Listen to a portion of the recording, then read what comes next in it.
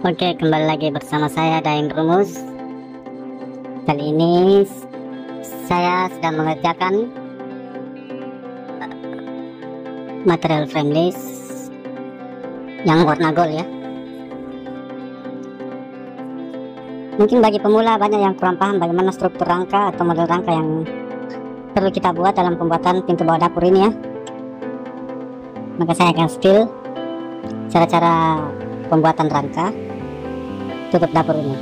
Oke, masih bersama saya Daeng Rumus. Ini sudah pemasangan ACP ya, sudah selesai terpasang ACP. Oke, kita lanjut.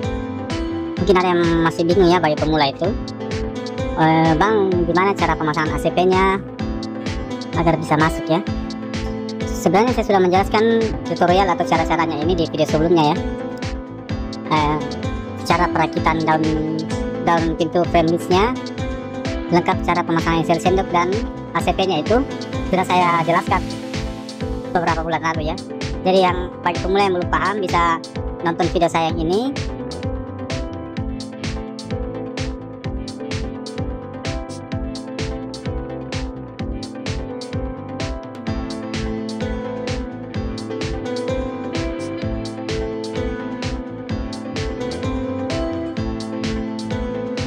Jadi untuk ACP-nya kita cuma menambahkan 5 mili ya, dari isi dalam ini ke sini 5 mili.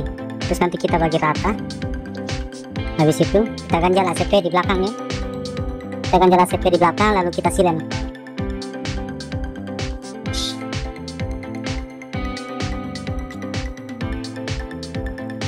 Link sudah saya siapkan di deskripsi. Nah, jadi sistemnya itu seperti biasa ya. Isi dalam itu cuma kita tambahkan 5-6 mili saja ya.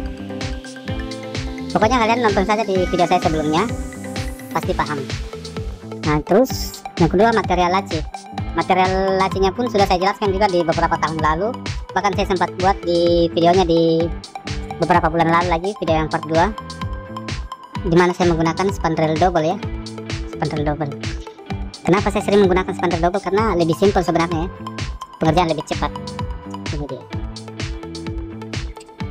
Untuk video pembuatannya atau tutorialnya sudah saya sematkan juga di video di deskripsi ya, dan saya sudah jelaskan di video sebelumnya.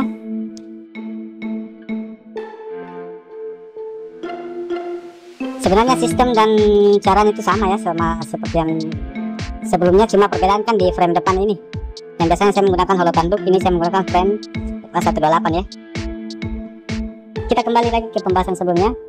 Kan masih banyak yang bingung gimana sih struktur rangkanya dalam pembuatan pintu bawah dapur itu, karena jenis frame di sini berbeda ya dengan pintu bawah dapur yang atau pintu bawah kabinet yang lainnya ya, yang menggunakan bahan lemari. Kalau frame di sini dia memiliki sistem yang berbeda ya. Oh ya, saya ingin menjelaskan juga alasan kenapa ada celah di bagian bawah ini. Kalian lihat, ini untuk space ya, untuk kaki, untuk kaki.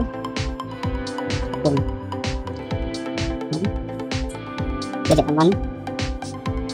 Nah, terus space ini kurang lebih sekitar 3,5 cm saja saya gunakan ya.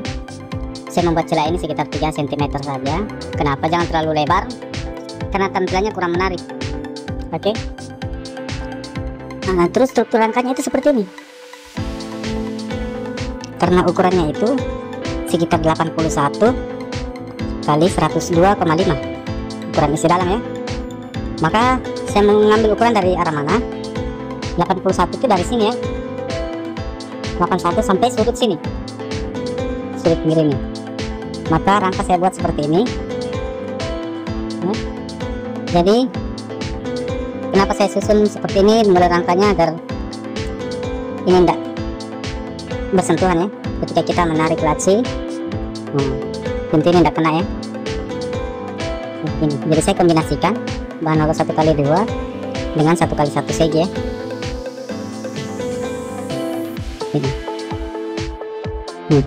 Ini belum saya silen ya, belum saya silen, belum saya ganjel.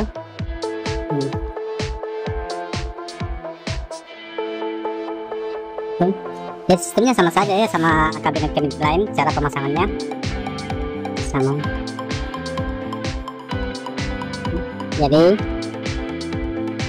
untuk cara siletnya itu seperti ini.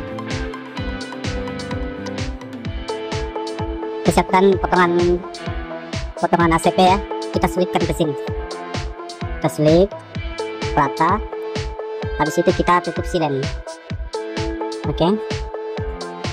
Oh ya, saya akan bahas ulang kembali mengenai mesin sendok dan cara pembaganya ya. Sebenarnya sistem pembaganya sih hampir sama ya seperti yang sebelumnya.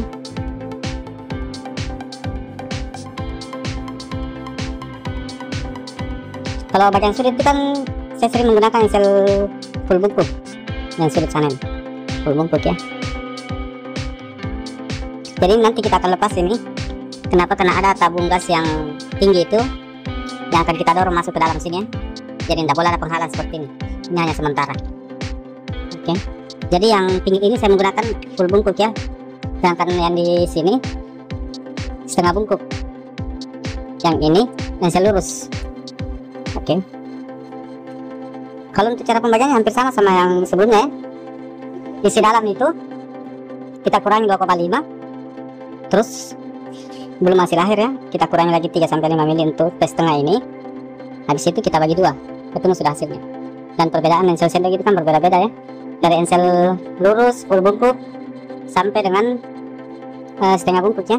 Kalau full bungkuk dia rata ke sini. Sedangkan ensel lurus dia makan kurang lebih 1,5 ya. Ini sampai 1,5 1,7. Sedangkan setengah bungkuk itu cuma makan 1 cm ya kurang lebihnya. Oke, saya kira cukup sekian ya.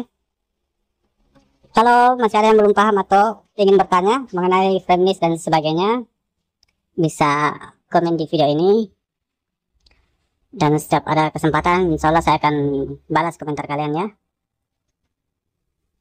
Oke, salam dari Dayan Rumo, selamat mencoba.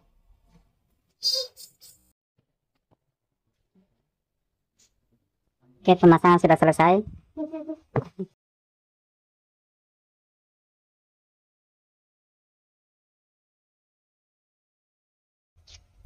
Ini bagian laci.